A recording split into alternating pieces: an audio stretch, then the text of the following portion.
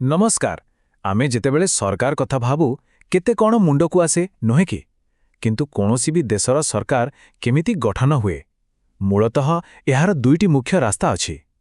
गोटिए हेला राष्ट्रपति शासन आउ अन्यटी सांसदीय शासन। तेबे आसंतु आज एई दुईटी व्यवस्था भितर थिबा रहस्यकू बुझिबा। आसंतु गोटे मजादार कल्पनारू आरंभ करिबा। धरिनियंतु आपणंकु गोटे नुआ गणतंत्र गढ़िबार दायित्व मिलिला। तेबे आपण आरंभ करिवे केउठु? क्षमताकू केमिति बांटिबे, काहाकू बेसी शक्तिशाली करिवे? एही प्रश्नटी ही आम आजिर पूरा आलोचनार मूलदुआ। देखंतु जेकोसी आधुनिक गणतंत्र गठन बेले प्रथमे एही दुईटी मौलिक ढांचा बा ब्लूप्रिंट भितरो गोटिए को बाछिबाकू पड़िथाए। तेबे चलंतु प्रथमे राष्ट्रपति प्रणाली कौन ताकू टिके भल भाबरे बुझिबा। हाँ, तो प्रथम ब्लूप्रिंट हेउची राष्ट्रपति मॉडल। एहार सबुठु बड़ा कथा हैला क्षमतार पृथकीकरण बा सेपारेशन ऑफ पावर्स। माने सरकार जो तीनोटी मुख्य अंग अछि कार्यपालिका, विधानपालिका और न्यायपालिका, से माने निज निज जगह स्वतंत्र होई काम करंती, केही काहा कामरे मुंड पुरांती नहीं। तेबे राष्ट्रपति प्रणाली प्रकृतरे कौन? एकदम सरल भाषारे कहिले एमिति एक व्यवस्था जोंठी राष्ट्रपति ही सबकिछे। से देशर मुख्य पुणी सरकारर भी मुख्य और सबुठु बड़ कथा तांकु लोकमाने सीधासळक भोट दे बाछि थांती। तेणु निज काम पाई से विधानपालिका उपरे सेतेटा निर्भर करंतिनी। एई व्यवस्थारे किछि खास कथा अछि। देखंतु एठी केवल जणे ही मुख्य राष्ट्रपति, सरकारर तीनी अंग पूरापूरी अलगा। आउ सबुठु गुरुत्वपूर्ण कथा हैला राष्ट्रपतिंकर गोटे फिक्स टर्म बा निर्दिष्ट कार्यकाल थाए। एइटा सरकार को बहु स्थिरता दिए। एहार सबुठु भल उदाहरण हेउछि अमेरिका। अच्छा, एति गला गोटिए मॉडल। एबे आसंतु द्वितीय ब्लूप्रिंट माने संसदीय मॉडल विषय जानिबा। एइटा जानिचंती राष्ट्रपति प्रणालीर ठीक ओल्टा। एठी क्षमता अलगा हुएनी बरं क्षमतार मिश्रण देखिबाकू मिले। कार्यपालिका और विधानपालिका एकदम मिलिमिशि काम करंती। संसदीय प्रणालीर मूल मंत्र हेउची उत्तरदायित्व। माने जो सरकार अछि, जो मंत्रिमंडल अछि, ताकू निजर सबु काम पाई संसद पाखरे जवाब देबाकू पड़िबो। जदि संसदरे सरकार निजर संख्यागरिष्ठता हरै बसे ताले ताकू तुरंत इस्तफा देबाकू पड़िबो। एइटा ही एहार सबुठु बड़ कथा। एई प्रणाली रे दुई जण मुख्य थांती।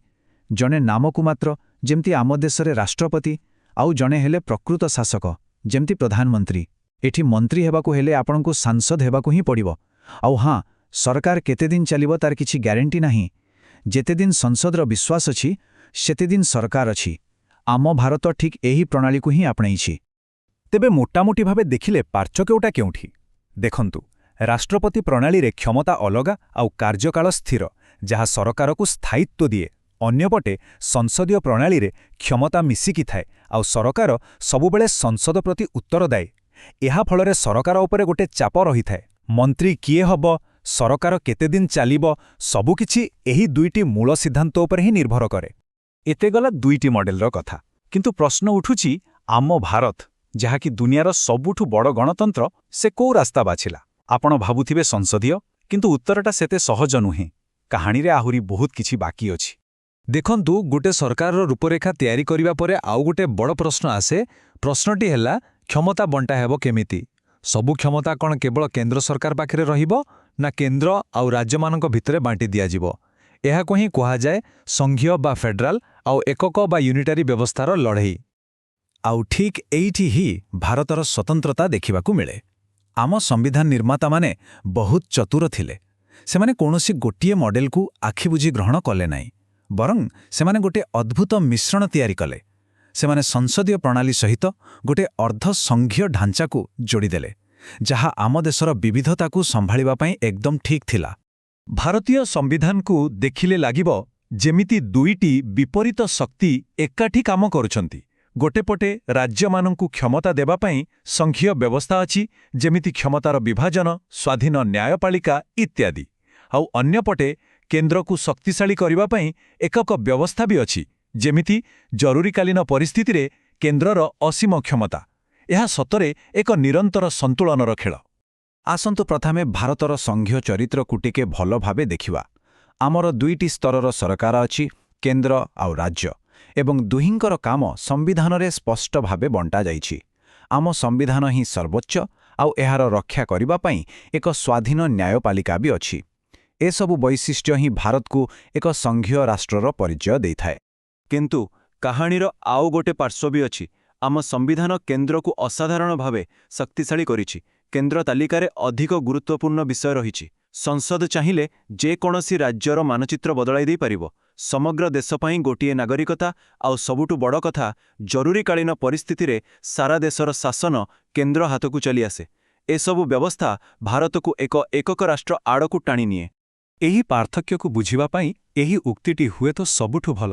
ଆମେରିକାକୁ କୁହାଯାଏ ଅବିନାଶୀ ରାଜ୍ୟମାନଙ୍କର ଏକ ଅବିନାଶୀ ସଂଘ, ମାନେ ସେଠାରେ ନା କେନ୍ଦ୍ର ସରକାର ରାଜ୍ୟକୁ ଭାଙ୍ଗିପାରିବ, ନା ରାଜ୍ୟ ଦେଶରୁ ଅଲଗା ହୋଇପାରିବ। କିନ୍ତୁ ଭାରତକୁ କୁହାଯାଏ ବିନାଶଶୀଳ ରାଜ୍ୟମାନଙ୍କର ଏକ ଅବିନାଶୀ ସଂଘ। ଏହାର ଅର୍ଥ ଦେଶ ତ ଅବିନାଶୀ, କିନ୍ତୁ କେନ୍ଦ୍ର ସରକାର ଚାହିଁଲେ ରାଜ୍ୟଗୁଡ଼ିକୁ ଭାଙ୍ଗିପାରିବ ବା ନୂଆ ରାଜ୍ୟ ତିଆରି କରିପାରିବ। ଭାରତର ଏହି ଅଜବ କିନ୍ତୁ ଅନନ୍ୟ ବ୍ୟବସ୍ଥାକୁ ନେଇ ବିଶେଷଜ୍ଞମାନଙ୍କ ମଧ୍ୟରେ ସବୁବେଳେ ଚର୍ଚ୍ଚା ଲାଗି ରହିଛି। ଏହା ପ୍ରକୃତରେ କ'ଣ? ଏହା ଏକ ନିରନ୍ତର ସନ୍ତୁଳନ ରକ୍ଷା କରିବାର ପ୍ରୟାସ, ଆଉ ସେଇଥିପାଇଁ ଏହାକୁ ଅନେକ ନାଁରେ ବର୍ଣ୍ଣନା କରାଯାଇଛି। ଜଣେ ବହୁତ ବଡ଼ ବିଶେଷଜ୍ଞ କେସି ହୋୟାର ଏହାକୁ କହିଥିଲେ ଅର୍ଦ୍ଧସଂଘୀୟ ବା କ୍ୱାଜି ଫେଡରାଲ। ତାଙ୍କ କହିବା କଥା, ଏହା ଦେଖିବାକୁ ତ ସଂଘୀୟ, କିନ୍ତୁ ଏହାର ଆତ୍ମା ବା ଚରିତ୍ରଟି ଏକକ। ଆଉ ଜଣେ ବିଶେଷଜ୍ଞ ଆଇଭର ଜେନିଂସ ଏକଥାକୁ ଆହୁରି ସ୍ପଷ୍ଟ କରି କହିଥିଲେ। ତାଙ୍କ ମତରେ ଏହା ଏକ ସଂଘୀୟ ବ୍ୟବସ୍ଥା ସତ, କିନ୍ତୁ ଏଥିରେ କ୍ଷମତା କେନ୍ଦ୍ର ଆଡ଼କୁ ଟାଣି ହୋଇଯିବାର ଗୋଟେ ପ୍ରବଳ ପ୍ରବୃତ୍ତି ରହିଛି। କିନ୍ତୁ ସବୁଠୁ ଗୁରୁତ୍ୱପୂର୍ଣ୍ଣ ମତ ହେଉଛି ଆମ ସମ୍ବିଧାନର ମୁଖ୍ୟ ନିର୍ମାତା ଡକ୍ଟର ବି.ଆର୍. ଅମ୍ବେଡକରଙ୍କର। ସେ ଏକଦମ ସ୍ପଷ୍ଟ ଭାବରେ କହିଥିଲେ ଯେ ଭାରତୀୟ ସମ୍ବିଧାନ ମୂଳତଃ ଏକ ସଂଘୀୟ ସମ୍ବିଧାନ, କାରଣ ଏଥିରେ ଉଭୟ କେନ୍ଦ୍ର ଓ ରାଜ୍ୟ ସିଧାସଳଖ ସମ୍ବିଧାନରୁ ହିଁ ନିଜର ଶକ୍ତି ପାଆନ୍ତି, କେହି କାହାର ଅଧୀନରେ ନୁହନ୍ତି। ଏତେ ସବୁ ବିତର୍କ ଭିତରେ ଶେଷରେ ସୁପ୍ରିମକୋର୍ଟ ଏକ ସ୍ପଷ୍ଟ ରାୟ ଦେଲେ।